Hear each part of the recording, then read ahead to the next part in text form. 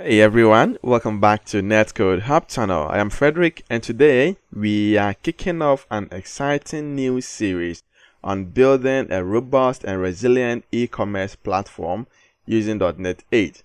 And now this is going to be in a microservice. I believe you like it.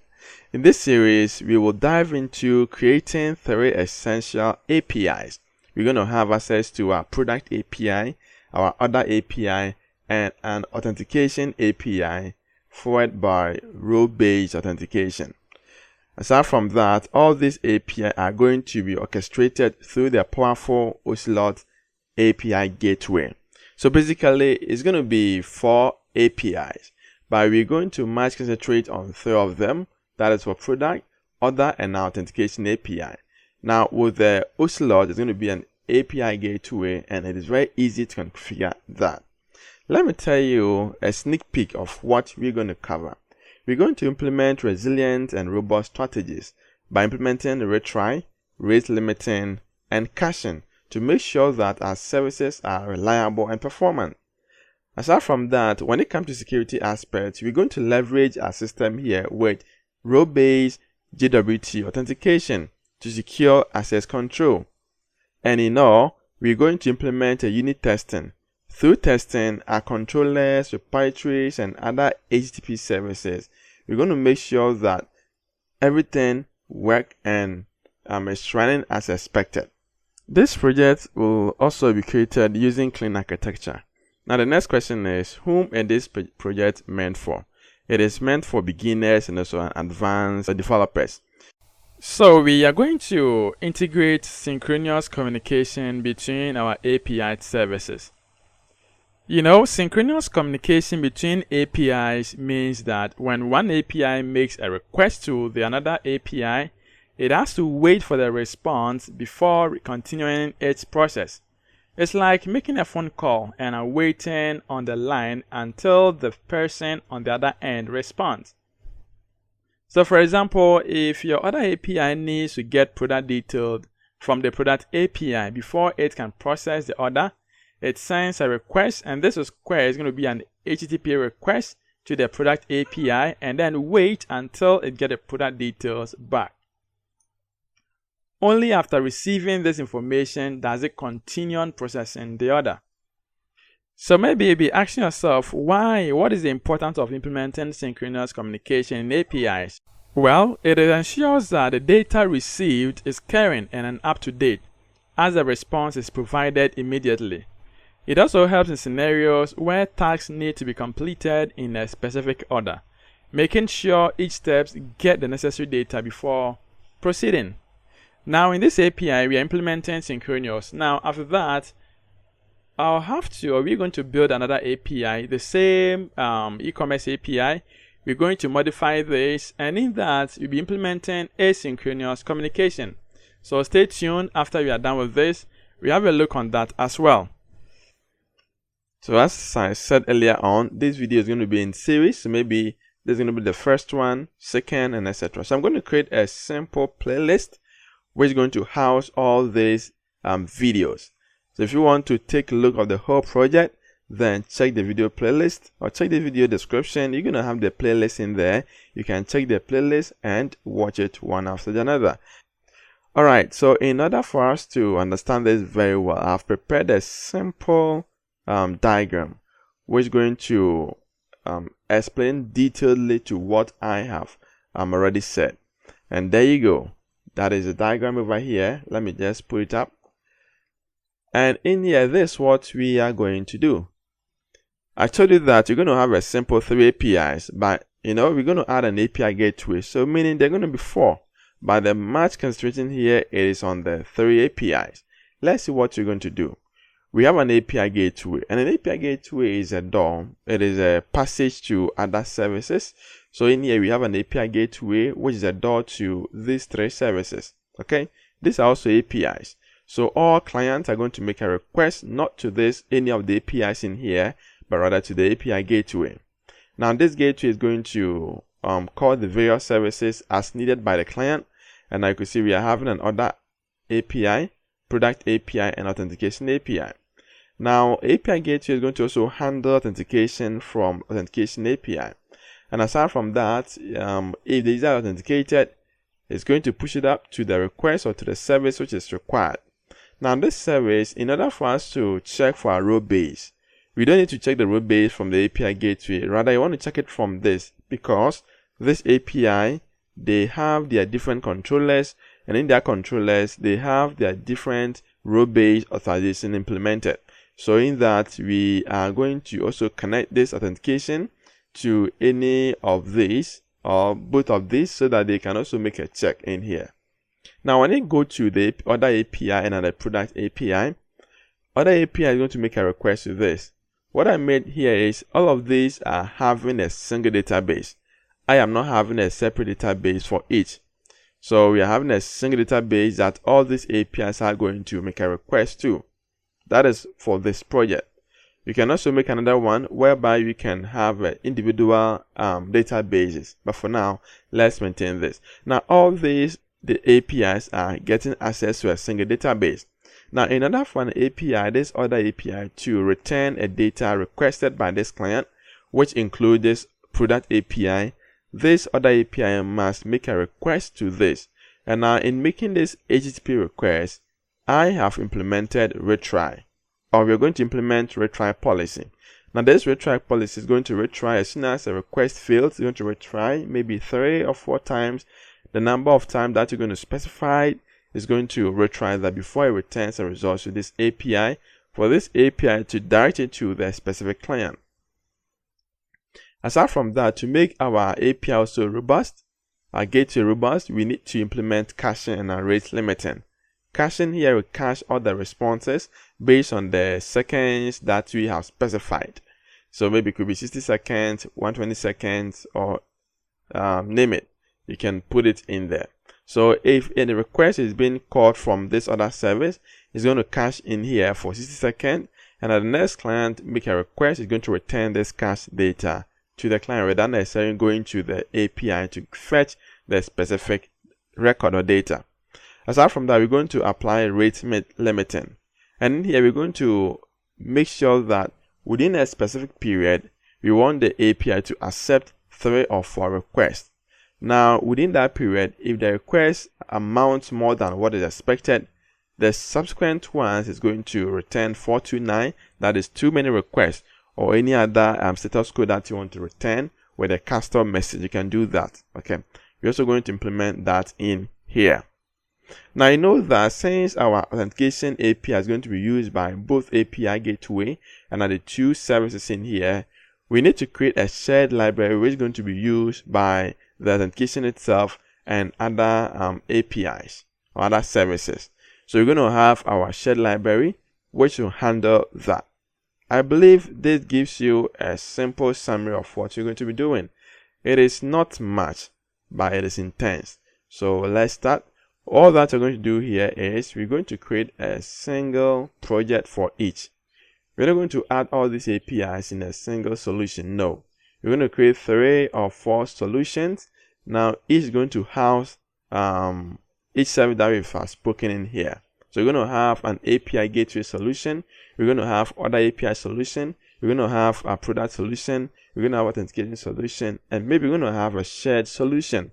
Let's assume with each solution is designated to a different team. Now, this team is going to work on it. And at the end of the day, we're going to bind all this together. When we start running all this together, we can access them through this API gateway. Now that you have this big understanding, what do you need to start this project? All that you need to do here is you need a Visual Studio installed, and you need maybe Postman for making a request, and also we need SQL Server also installed. So when you have these 3 softwares ready, then we can start ahead and make a move in our journey. Alright, so the talking is okay. Now let's go to our project. Now in here, the first thing that we're going to do here is we're going to build a shared library project. Now this shared is going to be used by all the services that we have spoken of. You know, in microservices, there are some common things that you can have to repeat it over and over again. But in this, we try to limit it. We try to limit the copied content. So by putting all this in a shared library, now in the production level, we can build this as a NuGet package. As soon as we are done, we know that our shared library is working as expected. We can build it as a NuGet package, so we can install it in each of the services and they start using it. You see? So the first thing to do here is let's build the dependency in here. Then we move on to the next API service. So this time round, or this video, let's talk about building the shared service. This is not actually a service, rather it's a library. Yes, a library. Okay, so let's launch a Visual Studio 2022. Now let's create a new project in here. Let's choose a blank solution for this. Now the solution name is going to be Demo eCommerce, right? You know that. So this is Demo eCommerce. So then let's have a shared library. Shared library solution. That is the name that I'm giving to this. From this, we're going to, we are going to be using clean architecture. So we cannot skip the naming convention. Our project name should start first, then the name of the project or the file should be the next one. So we have our Demo eCommerce. Okay, so Demo eCommerce.shared library solution. So after we have this, we're going to create it. You have to make sure you have a solution selected where you want to keep it, and let's create the solution. So after this project has been created, we're going to add a C# class library, and that's going to be the project that we want. Okay, so let's go to add new project. In here, you make sure you select C# or class library in here for C#. You can search it in here from library. You can get this. So click on that. And here, what is the name that we're going to give it to this? We're going to say this is Demo eCommerce. So let's say this is eCommerce.shared library. So eCommerce.shared library. That is the name that we're giving to our project. So click on next. Now let's create this project. So now that we have this project ready, we need to do some basic cleanup. So let's delete this class, which is still ready. Aside from that, we need to install some packages. That is what we're going to be using. So right click on dependencies, go to manage NuGet packages. Now the first package that we need is Microsoft.ASP.NET.Call.Authentication.jwt bearer. So you can type in jwt bearer. And let's see. And that is the first one. So let's get this installed. Current version is 8.0.7 as I record this video. Okay. So now that we have this, the next thing that we need to install is EF-Call. So type in EF-Call. And that is the entity framework call. So let's install this package too.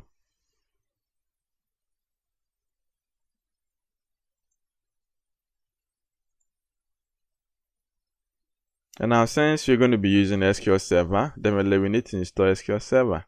And maybe we can find it here, Microsoft Framework Core.SQL Server. Let's install this. Now the reason why we're installing these packages here is we're going to be using this package all over in our project. And now all APIs are going to have access to database except the gateway API. So we want to create one generic database context class which can be used all over in the application. So that's the reason why we need to separate all the commands in one project. So we can actually build it as a package, then we can install it, and now we move on. Let's install the server too. Then in this, we're going to implement a login. So login, we're going to be using Serilog. And Serilog has things such as console, debug, and file. We want to log all exceptions to these three things: console, debug, and file. So in that, let's get them installed. Let's first install Serilog.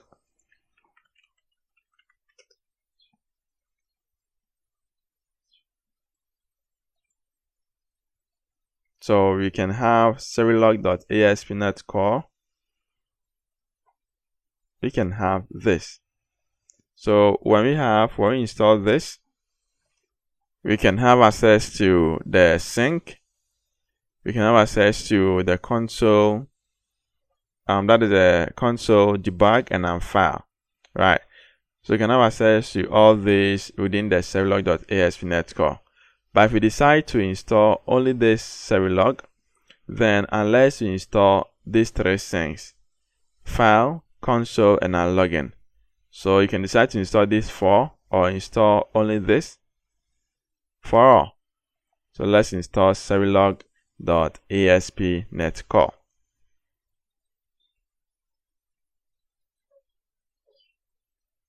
Alright, so we have these are the packages that we will need. To verify that, you can just go to dependencies, packages, and I can see we have them in here. All the packages installed successfully, we can see them in here. Now, in order for us to see whether our project is intact and it is running as expected, let's build this project. So let's use the package manager console.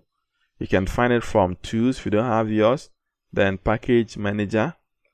We get package manager and have the console. Now here we're going to say .NET build.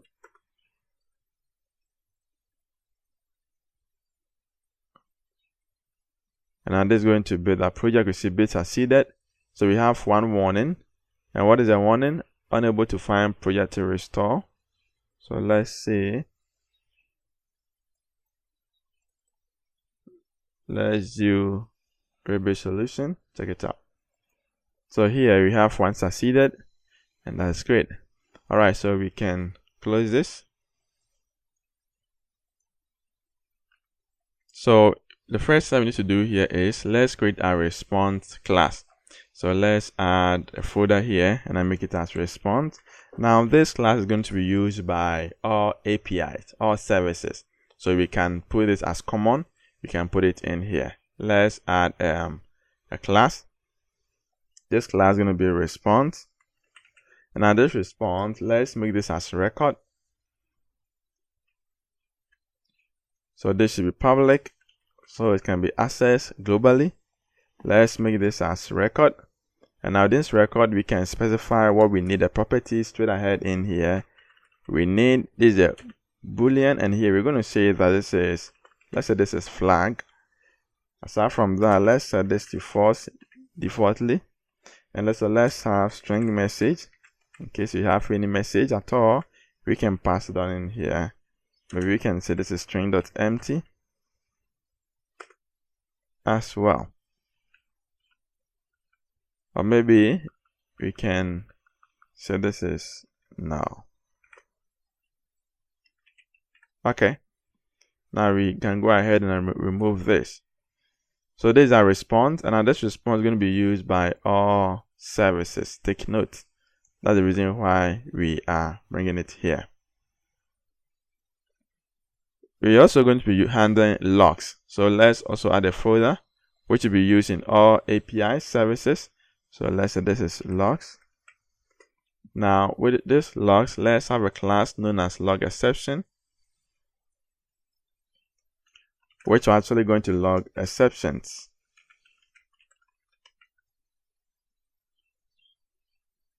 Now this log exception class, what are you going to do? Let's remove these ones. Okay, now this is going to be a public static. The reason why we're making a static class here is we don't want to be registering this or creating DI. All that you need to do here is you want to access it straight away. We can call the class the method name, and so that we can get the method in it.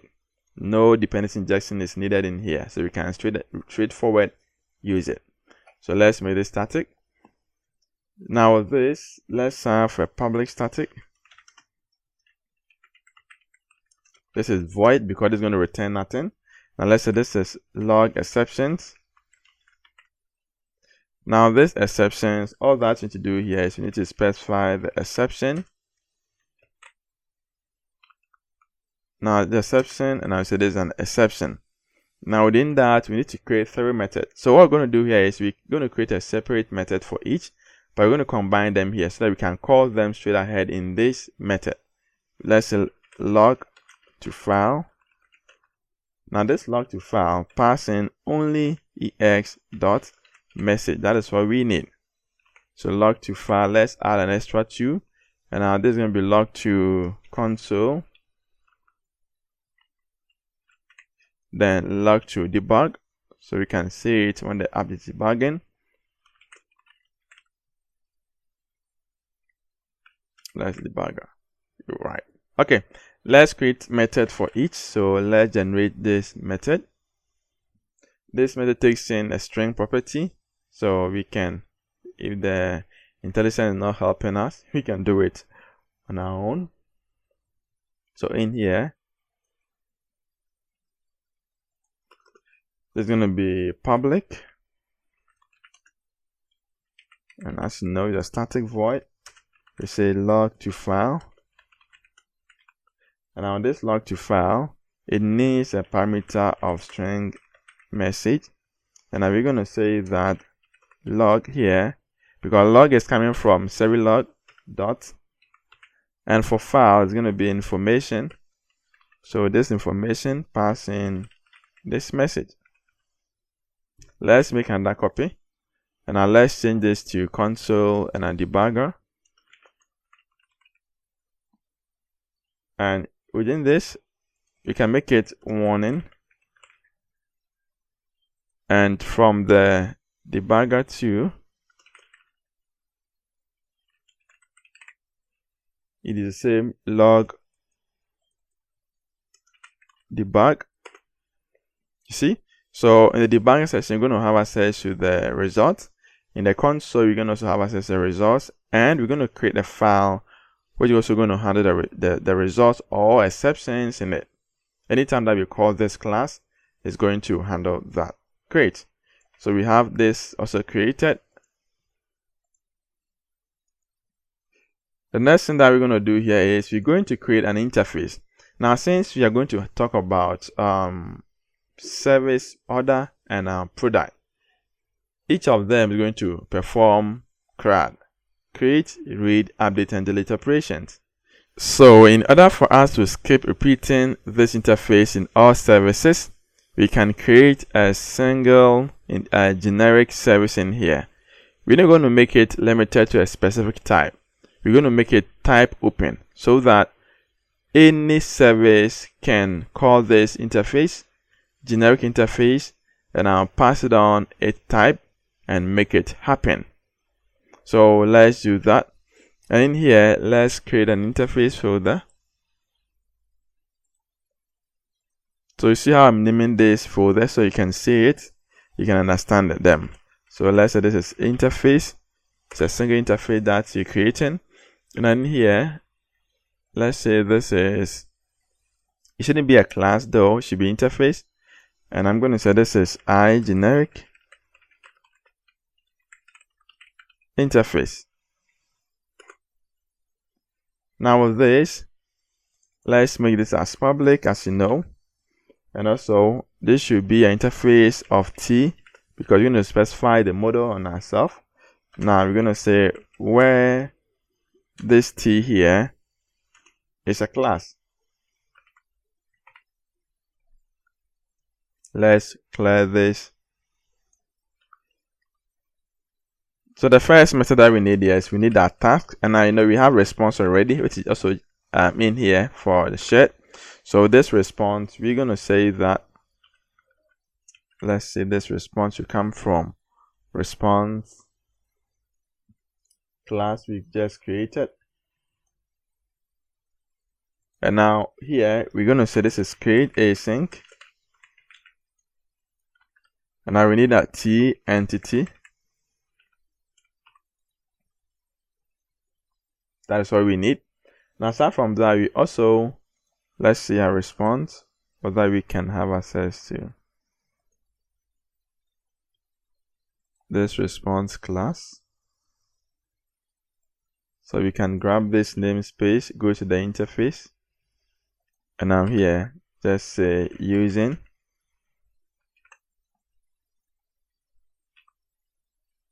And I think this response should come from there. So it is not. Alright, so we have it. So the next thing that we're going to have here is, since we're going to perform a CRUD, we need to get an update, delete, get all, get by ID, or find by ID. We need to add all this. Okay, so let's have the next one, and we're going to say this is also task. Now it's still going to be response and update async. We're going to have this. The next one, we're going to have the same task, and now this is going to be the same response. Now this response is going to be delete, and now this delete async, we also need to specify the same T entity. So here you can specify only the ID, or you can specify the model itself. So let's see, we want to specify the model, and aside from that, we need to get that I enumerable. There is going to be enumerable of T, and now we're going to say get all async. Then the next one here, we need to get a task. Now this task is going to be T because you want to return a single object. So get by ID async, we have it in here. Now I want to change this to find by ID async. Find by ID async. And now the next one here is we also want to return, that is task of T. And now with this T, we're going to say this is get by async. Now this get by async, what is it going to take? It's going to take an expression. And now this expression, it needs a function. So we say this func. And now it needs a model. So that's a T model that we're going to provide. Then we provide it as a predicate. So that's where we're going to implement where ID, where name, where class. We're going to use it in that. We're going to explicitly specify what we need. Okay, so this is what we need for our generic for the whole services. Let's save this. Now, once you're done with this, the next thing that we need to do here is we're going to create our middleware. Now, what are middleware? Middleware is a mechanism that we can implement to intercept the request coming in from client. Then we can cross-check or modify or do whatever thing that you want to do with it. Now, with this middleware, what we're going to be doing here is we're going to create a global exception middleware. Now, this middleware is going to handle all exceptions globally. In case the local exception fails. The local exception is whereby you implement try-catch blocks around your code. In case in one of your codes you could not or you did not specify this try-catch, then global exception is going to handle that. Aside from it, in case you have any exception at all in your application, anytime the exception is thrown, it is this global exception which is going to catch it as a keeper. Alright. So let's create that. And enough for us to do it, I want to create another folder in here. And I name it as middleware. I want to make this more readable. Now this middleware, we want to have our first middleware. And there's going to be a class. And here there's a global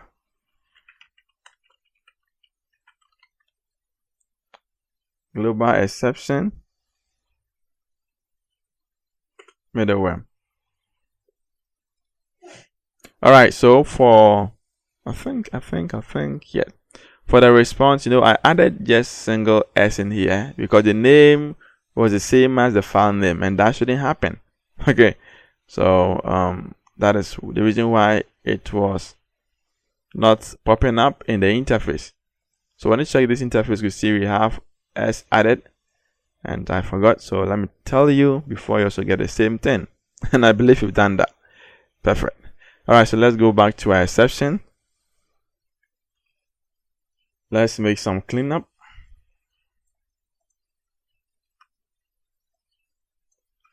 And after we are done in here, we know this should be public, isn't it?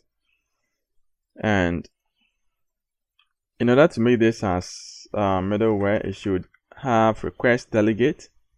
So request delegate, and we say this is next. So it's going to execute the next middleware as soon as you call this. The next one I'm going to do here is you want to have a public async task, and on this tag we have an invoke async method which takes in HTTP context, and I will say this is context. Then the next thing that we're going to do here is we want to declare a variable. So let's say this is declare variables.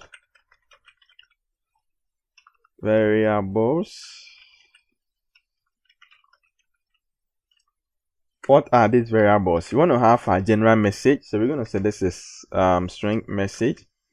Now this string message, we're going to write something in here. Sorry. So this is internal server. Okay. So okay, then we can have currently retry again. Well, you can customize this to suit what you want. Okay, so this is our message, and aside from that, we want to have our end status code. So we're going to say this is our status code. We're going to say let's convert this to integer. We typecast this into int, and now we're going to say this is HTTP status code. Let me put it close enough. HTTP status code. Then dot, we're going to have internal server error. Okay, now with this, after we have this, we want to have our title. So this is our title. Now this title, we're going to say this is error for default, or that we're going to modify this as far as we try to catch exception based on the type.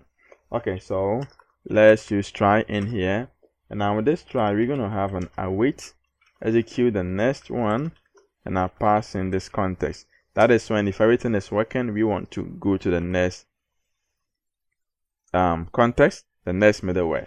And now from the catch, before we catch this, let's check some exceptions in here before we catch up.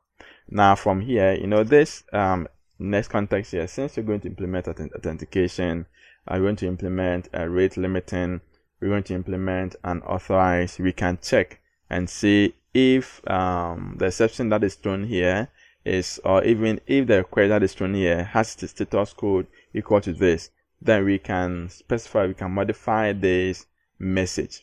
So this is what you're doing. Let's first have a look, check if exception is too many requests. That is 429. So check if exception here is too many requests, and here that is 429, that is status code. Okay, so to check if exception is too many requests, I think the many is wrong. Okay, we status is good. Okay, now we're going to check, so we're going to use if, then we can have access to the context. Context has access to response. That is when it has finished processing in the controller and I return to user. We want to check if the status code here is equal to, then we can have as a status code dot too many requests. Okay, now this, it shouldn't be what we have, it should be this status code dot too many requests. That is 429. Then what are we going to do? We actually want to set a title. So we say the title that we have in here, we say this is warning. You cannot make too many requests like that, please. Then we say this is a message. You want to customize the message. We say too many requests made. Okay, then we're going to have our status code in here. So our status code is going to be status code dot too many requests. You know, since this, we are it is already integer. We need not to typecast this, so you can straight go ahead and now straight it up in there. Or well, we can also typecast it, no problem with that. Okay, then the next thing that you're going to be doing here is let's have an await. Now this await, let's say modify header. So we're going to modify the request or the response header. We're going to include all this. The next, the properties that we need here, it is a context as the first one. We need the title that we have provided. We need a message, and we need the status code. You see? Now this, we need to create a method for this. So control period, let's generate a method for that. So like you see, generate method for this. Now we have the method in here which takes in these parameters. Now in here, let's try to implement something. So what are we going to implement here? Let's say this is, let's have a comment here as display. This is scary free message to client. So as soon as we have this response, we don't want to allow the user that, well, it is too many requests, or maybe whatever the message is, we have the message that you want to display. So let's put it out there for the user. And we're going to say this is context. So context.response. Now .content type. And this content type should be application/JSON. So you make sure you specify the content type in here. Then the next thing is you're going to do here is you're going to have an await context. So context.response. Then we can have write async. And now with this write async, we need to use JSON serializer. So we need JSON serializer.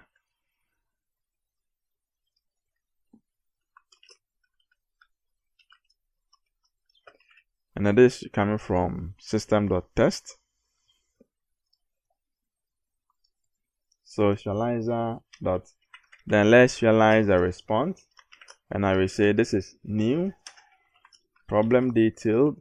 So this problem detail here is coming from MVC, new problem detailed. You see this coming from Microsoft.ASP.NETCODE.MVC. And now in here, I think this is wrong. Should be in bracket. Then there's a class, and on this class we need to specify some properties down here. The first thing that we need here is a detailed. Detailed is equal to message that is coming in. We need a status. Status is equal to the status code that is coming in. That is this. Then we need a title. Title is equal to the title that is coming in. And the last one, I think we have these three, and we need to specify the cancellation token. So cancellation token dot, we can say none. All right. Then at the end, we want to kill this request, so we say return. Okay. So we can make this a static. All right, so we have this setting here. That is what we do when the status code here is 429. Now let's continue. So we have this method as generic, and anytime that we call this, all that we need to do here is to specify this context, these parameters, and there you go. So we are checking if the status code is 429, too many requests. Aside from that, we can also check if the exception here is unauthorized. Okay, so let's check. So here, let's say this is response. And now let's check again if response is unauthorized. And that is 401 status code. So we're going to check if context dot response dot status code is equal to status code dot unauthorized, that is 401. Then you want to also handle that. So we want to say title is equal to, let's make it as alert. We're going to say our message here is going to be, you are not authorized to access. Now the next one here, we're going to call the same await modify header. Let's specify the context, the title, the message, and the status code. And that is all. You see that? Now the next thing here we're going to say, if the request is forbidden, because you know that since you're going to implement role-based, not all endpoints will be open to general public or even authenticated users. You want to have access to authenticated users access point and administrators to access point, or any rule at all that you have specified access point. So in this case, administrator or administration and user. Now user is any authenticated person which has the role of user. Now what of the role of admin? If a user client tries to access admin endpoint, you must see forbidden, right? And the forbidden here should be 403. So we have to check that as well, so we can customize this. So let's say if response is forbidden, and this forbidden, we are saying that this forbidden here, it is the status code of 403 status code. So if it is forbidden, what are you going to do? We want to check if context, the same thing, dot response dot status code is equal to the same status codes dot then forbidden.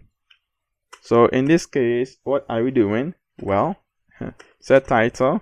The title that I'm here is you are out of service. Well, out of access. And you have a message specified nicely. What are we saying? So you are not required, or you are not allowed or required to access. And we have a status code, that is status code dot forbidden, that is 403. And let's call our method await modify header, passing the context, passing the title, passing your message, and now passing your status code. You see? So these are the endpoints, so these are the exceptions or the status that we are checking. These are just status. They are not exception actually. They are status. Now let's go to the exception, and here you can see we have a try in here. So before we check this, a process will be done. The next window will be called. That's the controller endpoint will be called. And now when returning, that is where you want to check all this. Now, but in case you have an exception, what I'm going to do? Let's have a catch. Now this catch need to take in an exception of EX, and now let's open the body. And now within the body, what are we going to do in here? We want to first log. So let's say this is log original exceptions. Okay. Now here we can log it to console. Well, by which is in production level.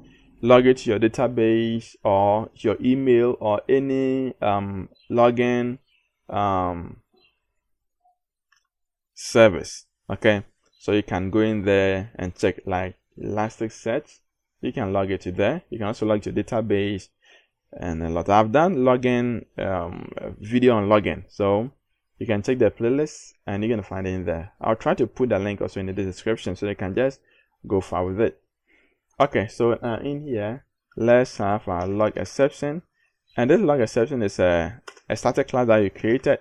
So you want to log exceptions, which is going to log to console, debug, and file by calling this endpoint. Now let's pass in this ex. So we log this original exception to console,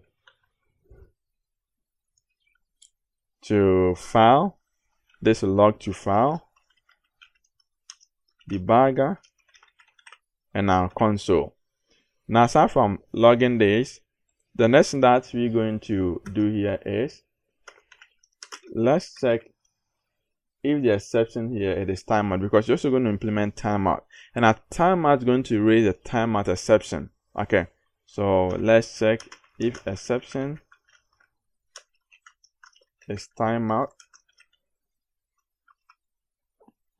and now with this we can now go in there and now check.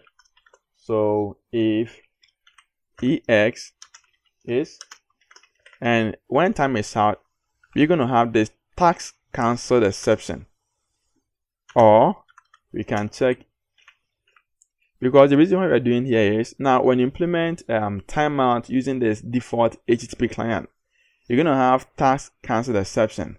But when you implement timeout using poly, you're going to have timeout exception.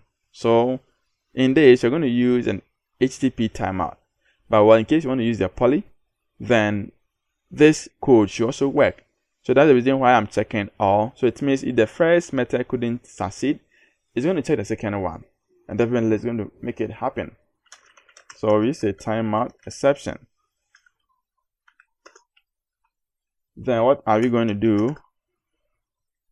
Let's have a message, and this is our message. We can say request timeout. Try again. Today we are not adding place. And now here we can have our title so set.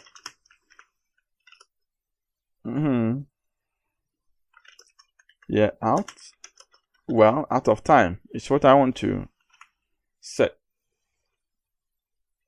Okay, and now in here, since this is request, so we can specify request timeout.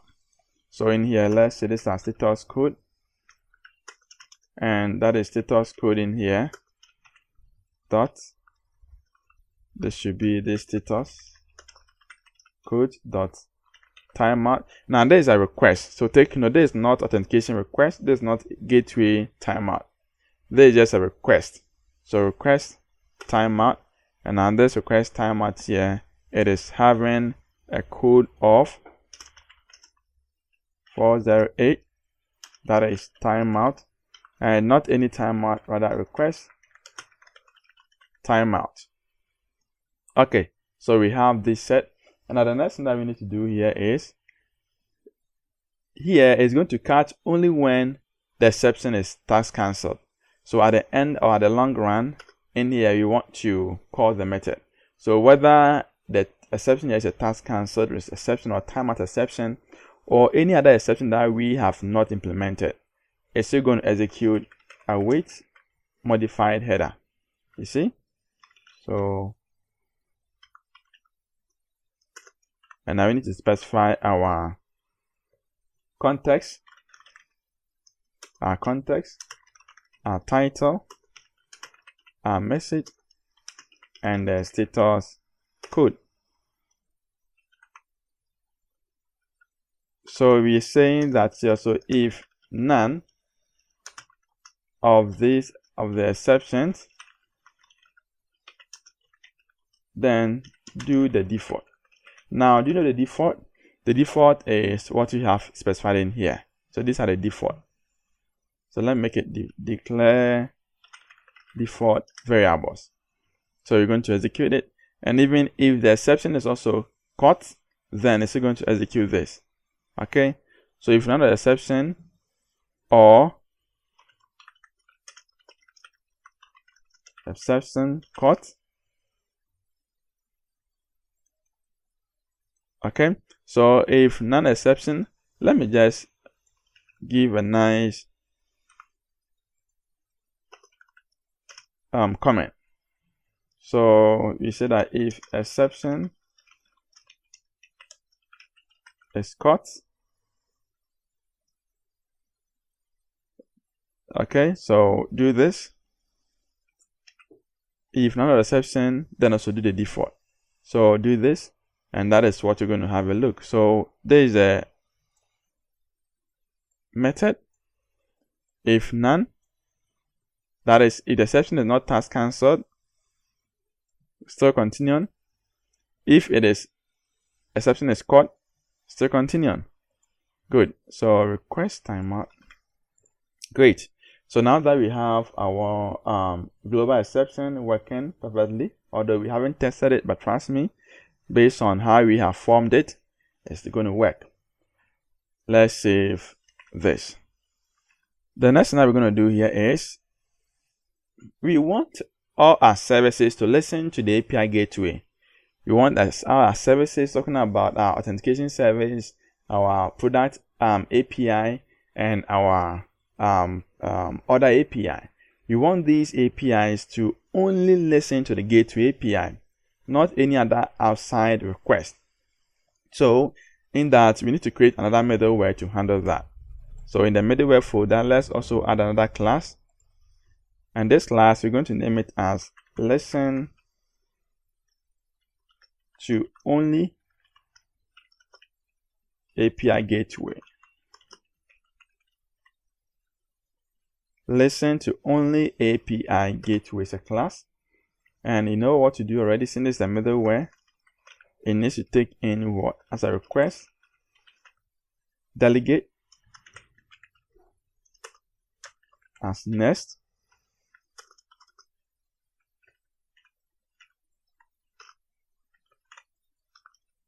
okay.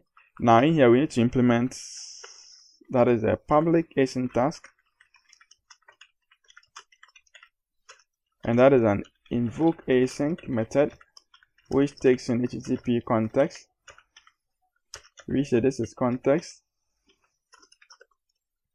Alright, so in here, this is what you're going to do. We want to extract. For now, when you run this, it's going to be empty because you haven't attached it. But we're going to do that when we start our gateway. Okay, so extract, let's say specific header, which will be added from the request, not the response, the request. Because here, as soon as the client makes a request, it's going to pass to the gateway API. And as soon as it gets the gateway API, we're going to also create an interceptor, which is going to be a middleware to intercept the request and now attach something into the header of that request.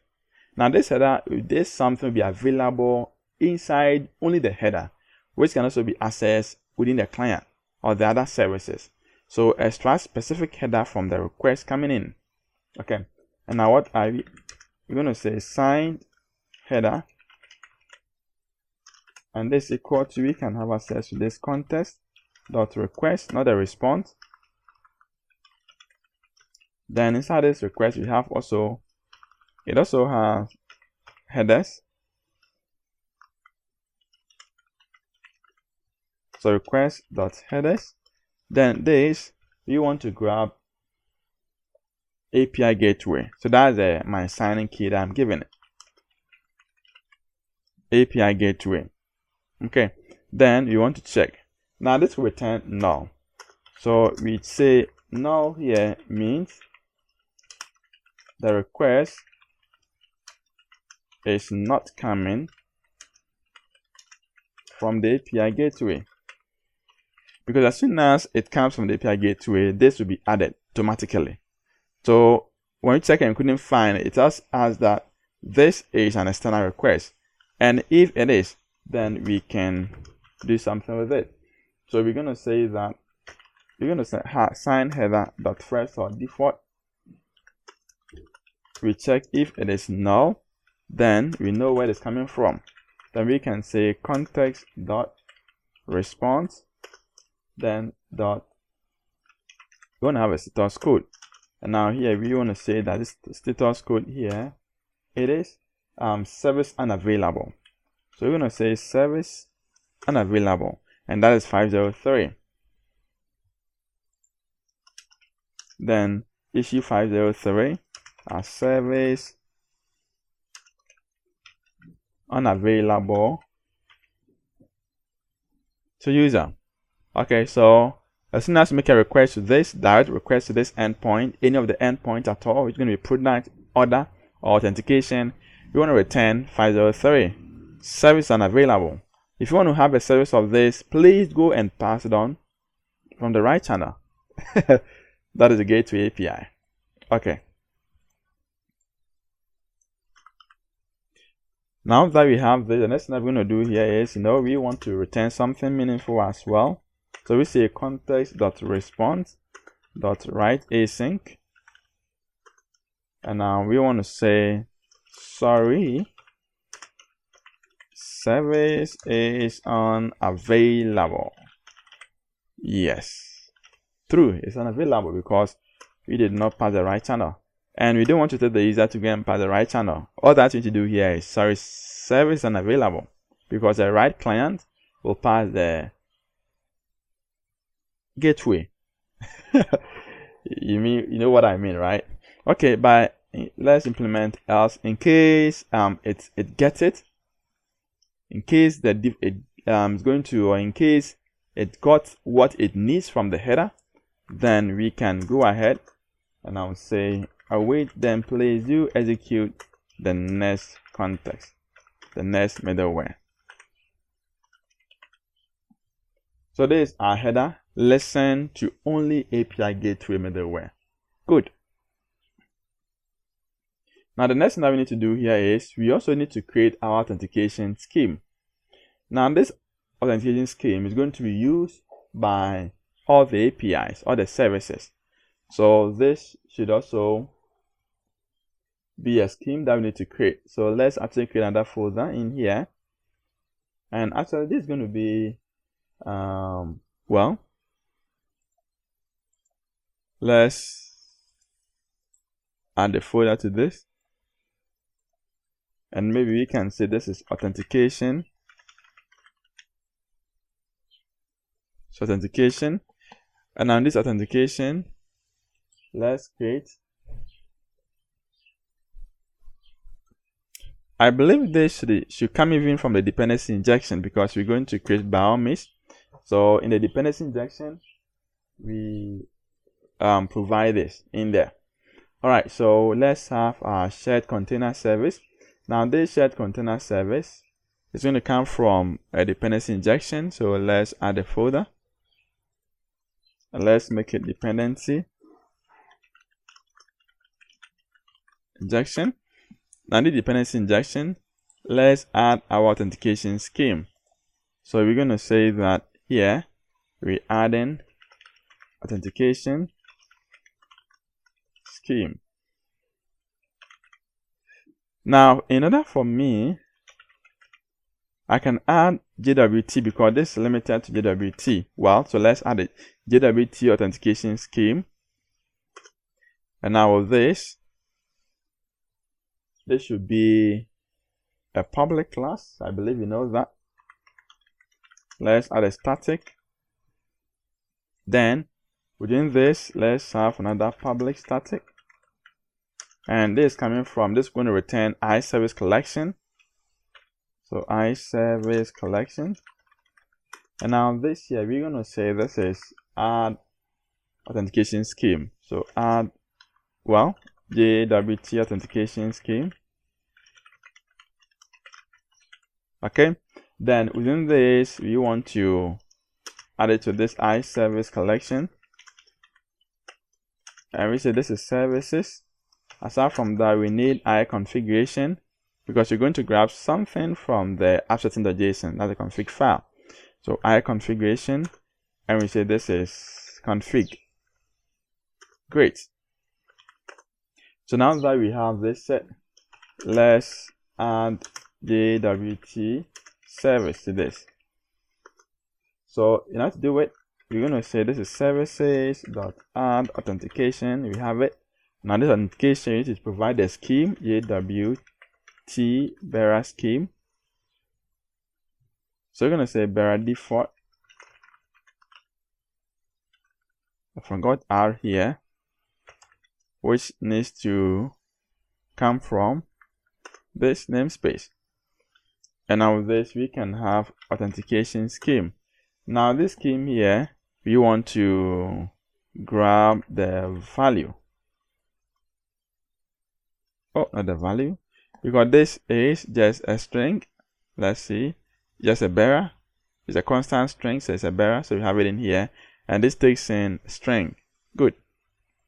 So once you have this, the next thing that you're going to do here is we need to add the wt bearer, and now this too, we need to also specify the bearer, because this is also the scheme, and on this scheme you're going to be using it in our API gateway, so do not forget to specify it. And aside from that, we need an options. Now this options, we can mark this options too. Let's grab our key first. Now key, we're going to encode it, so we're going to use encoding.utf8.getByte. Let's encrypt it, so get byte out of this.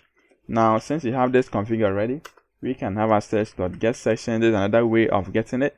If you want to know how to use config, well, I've made a video on how to set and retrieve data from config file. Now aside from that, we can have access to, in our config session, we're going to have access to authentication, then key. We haven't done that, but we'll do it soon. Then in that, we need to grab the value. This should be null, so we can check it out. Okay, so this is our key. Now once you have our key, you need to have the issuer as well. Now this issuer is going to be config.getSection again. Then in the section, we can have authentication. So this authentication, then we have issuer. Okay, and in that we need to get the value. Then we need our audience as well. You can decide to skip this, but I think we should config.getSection, we should add it. So in this get section is authentication. Then I'm going to say this is audience .value, check for now, and that is it. So we have these three properties, or these three variables created. Now you can go ahead and start with an options. So options dot required HTTP metadata. Let's set this to false. So from that, we're going to have an options dot save token. Save token, set this to true. Then the next thing we're going to do here is options dot token validation parameters. Do you have it? So this is equal to new.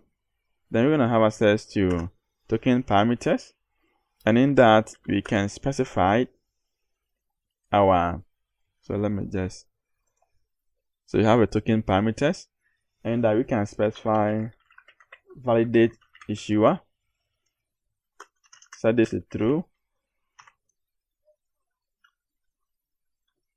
then validate audience, set this also true, validate lifetime, set this to false. Since we are not implementing refresh token, we set this to false for now. Maybe later on you can modify this and add refresh token to it, or maybe I can do it. Okay, then let's say validate issuer signing key, set this to true as well. Now let's provide valid issuer,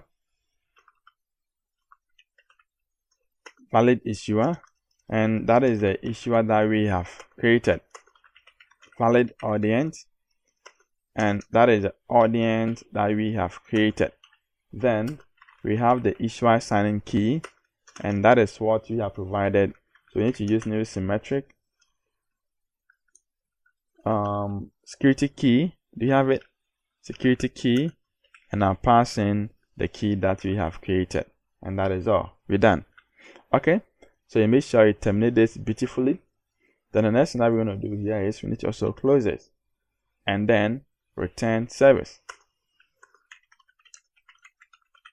So that is a scheme that we need to provide, and this scheme is going to be used in our application. Talking about the product, the order, authentication, and the gateway API. So we should not copy and paste this all the time. Maybe we can remove, simplify the name. So we can create it in here and be using it. Great. Alright, so now that we have this, we need to create our last service. Let's save this. And that will be for this video. Now, this is also going to be a service, so it should come from this dependency injection. This is going to be shared service, so let's also add class of this. And this should be, let's make it that shared service.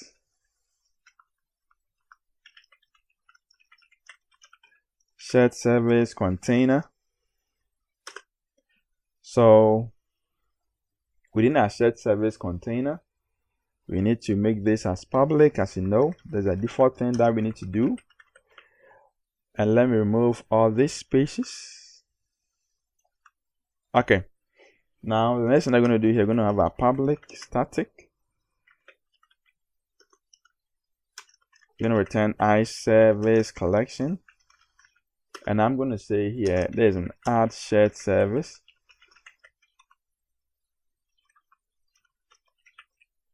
So add shared services. And here I'm going to specify T context because I'm going to make this as generic. Now this T context is going to take in a context from all services. And in that, I'm going to use this iService collection.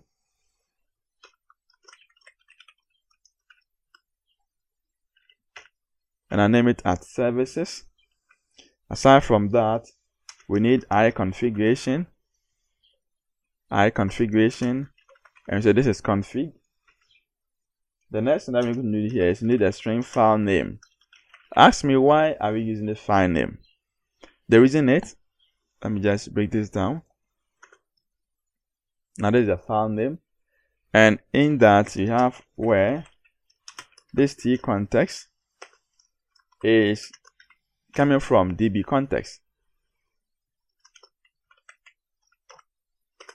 Yes, so the reason why we're using file name here is we're going to log it. Now in logging, we want to log to file, and now with each service you want to provide a specific file for that.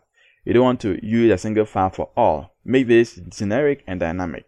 So in the order API, you want to make this other file for logging. In the product file, whatever, authentication file, etc. Okay, so that's what you want to do in here. Then we have our opener in there. Now here we want to add generic DB context. So database context. Okay, so but before that, let's return services because I hate see red lines when coding. And in here, let's specify our services. So services dot add, then it's going to be DB context. And in this, we need to specify the T context that we have provided. And in that, we need to specify an option. Now this option is mapping up to option dot use SQL. It's over here. Now this SQL, we need to specify our config dot get connection string. You see, so our config dot get connection string, and now what's the name of the connection string that you want to specify? Let's say this is eCommerce connection. Then aside from that, what can we do? We need to specify maybe SQL Server option. So SQL Server option, and now this option, we want to say that this option is SQL Server option dot, we want to enable So you want to enable retry on failure. So you can see from here. So retry. So anytime that you want to connect to a database, and now when you start to try to connect, and we have an option, we have an issue with a database connectivity. Instead of trying it once, no, it's going to try it, I think, 10 times to get this connected. So that is what we are specifying. We want to make a database also robust and resilient. Then the next thing that we need to do here is let's configure our Serilog login. Align this, there's one closing that we should not forget. Now with the Serilog login, we're going to say log.login,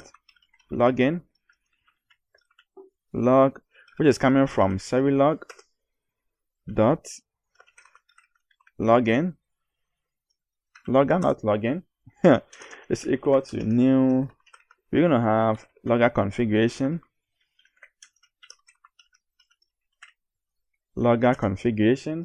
and now in here we want to specify that minimum level.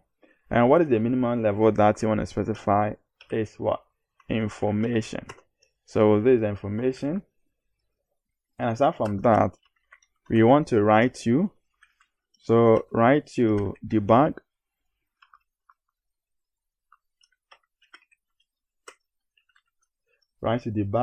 then write to console,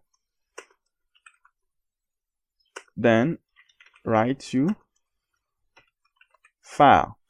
So you can see that since we installed the ESP.NET Core Serilog, we are having all the things available.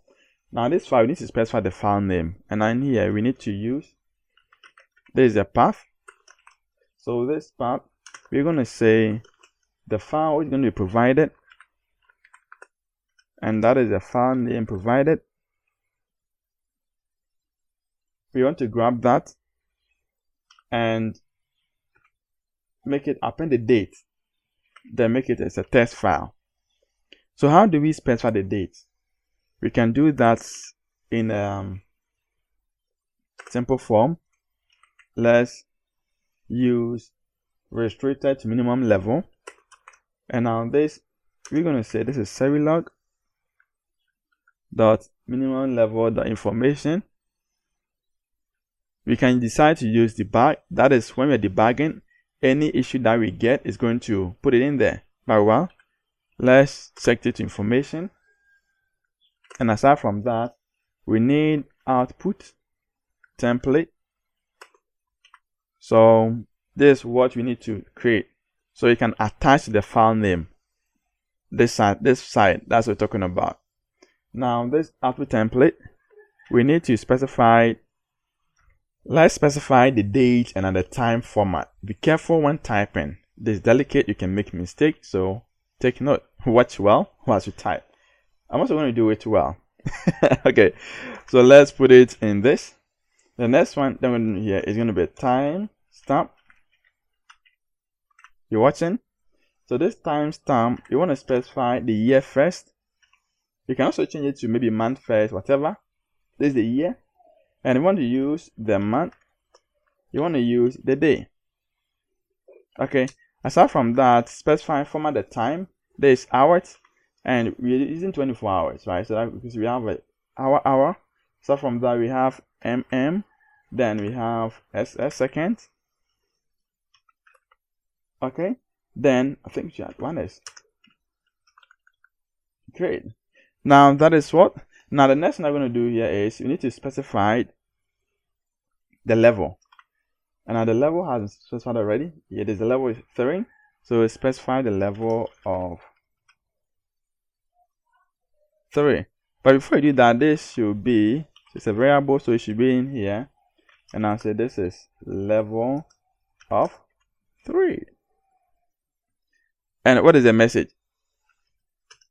The message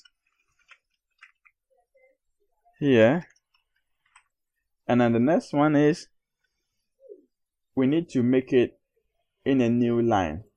Anytime that we have it, please do make it in a new line. For the day, So here we're going to say this is new line, and last one we have the exception. We have the exception. Now let's put this, and now we have our rolling interval. So this rolling interval here, we're talking about every day. So do it for us. So it's going to accumulate all the first day, second day in a single file. Okay. So when this application starts from maybe lasts for 5 days, it's going to have 5 files. As soon as an exception is occurred, it's going to log all this in the various files for each day. Good. All right. So, and the next one that we're going to do here is dot create dash keep it going, create logger. Yeah. Okay, so now that we are done with configuring our server login, let's also add our JWT authentication scheme. And remember, we've created that authentication scheme. Yes. And we can get that from our authentication. Actually, it's not just authentication, rather it is what? JWT authentication scheme dot add authentication. And now this takes in services, and then it takes in config. I believe services already included. Let's check it out. Well, it is saying that it needs iService collection, then in its configuration. Alright, so let's specify the services and the config file. Alright, so we are good to go. And the next thing here is we have our middleware pipeline created. That's a lesson to only API gateway, global exception handling. We don't want to be adding this manually in all our APIs, okay, our services. We want to, as soon as we add this service to each of the APIs, we want to include all the nitty-gritties, all the stuff that we want to get them added. So in that, we need to have our public. This is also static. Now here we're saying this, you're going to return iApplication builder. And now this, we're going to say use shared policies.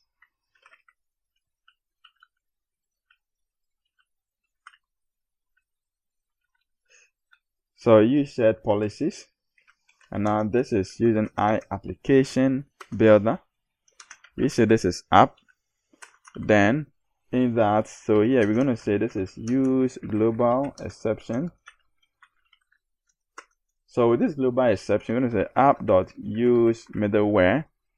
Now this middleware, let's specify our global exception, and that is what we created. Fine. The next thing is we need to register middleware to block all outsiders call. To block all outsiders. Let me make it an API, not just phone call. API calls. Okay, so we're going to say app.use middleware. And remember that we have created this middleware that is listen to only API gateway. And at the long run, return app. Beautifully. Okay, so we have these sets, and let's try to server-log. Let's build this project. Now make sure everything is intact.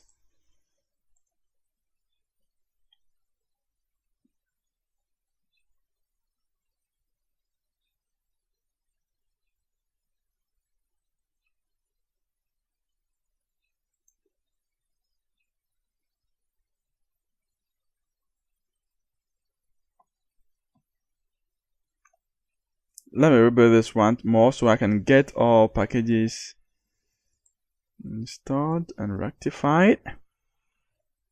So we're starting to get packages, and I want to make sure that I do not have any null exception, error, not have any exception, any error in it. Yes.